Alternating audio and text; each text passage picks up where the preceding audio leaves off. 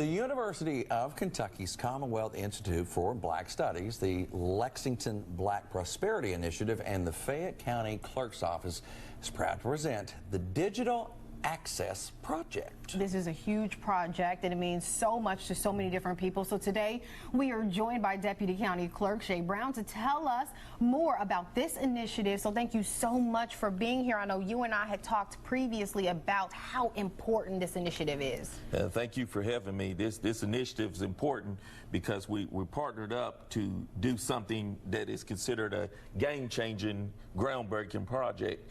First county to do this in Kentucky, and we're digitizing records from the late 1700s through 1865 and moving forward. And then there's a lot of great work that we still have left to do for us with our city, digitizing city minute record books from that time period. And what's important about this time period, we digitizing all records that involve transactions that are housed in the county clerk's office. But in these records highlights the cruel and inhumane institution of slavery here in central Kentucky. So there were actual transactions of that were recorded, and that information is going to be digitized so people can look back. Is that what you're saying? Yes. In order to access this information, you have to physically come to our office and go through the indices and lift up books weighing between 10 to 24 pounds, go get copies made, and these are bounded books where the pages don't come apart and they're in bad shape. Words are fading away, books are deteriorating, but by digitizing them, we will preserve the history of Kentucky, especially Fayette County, forever. And by doing this, these records have transactions that involve enslaved individuals, deed records where they were sold, conveyed, auctioned off, used as collateral to secure a debt, probate records like someone died with a will, they left their property, their personal property to their loved ones, and at that time African Americans were not considered human beings, they were considered personal property. Same category as cows, livestock, antique lamps, wine bottle collections, and all of that. They were grouped in that category and handed down to generations until 1865 when we celebrate Juneteenth, the year of emancipation. So the thing with DAP records, we look at history before 1865. We look at where there was enslavement, but after Juneteenth, there was emancipation freely. Then before 1865, there was economic oppression for the black race of people, but after Juneteenth, there was economic opportunity. So in order to understand Juneteenth in its full effect here in Lexington, we got to know the history.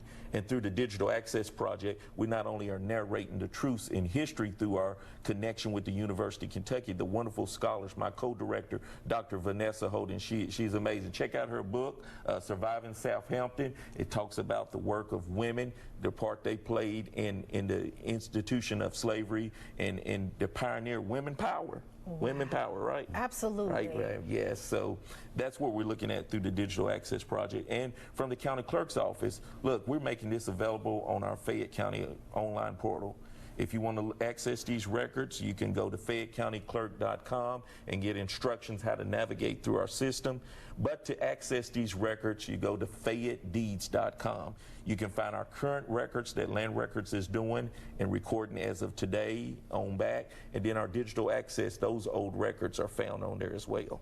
Well, could you just, I can't imagine the rabbit hole you have just went down, you know, having some of these records and then finding out additional information about our legacy, about, you know, our lineage. Can you just discuss some of the holes that you went down? Well, one good thing we did with our partnership, I worked with Dr. Kathy Newfond, which is another University of Kentucky history professor. We did a pilot project class to where we looked at some of the names of John Wesley Hunt and helped utilize those names with the Bluegrass Trust for historic preservation.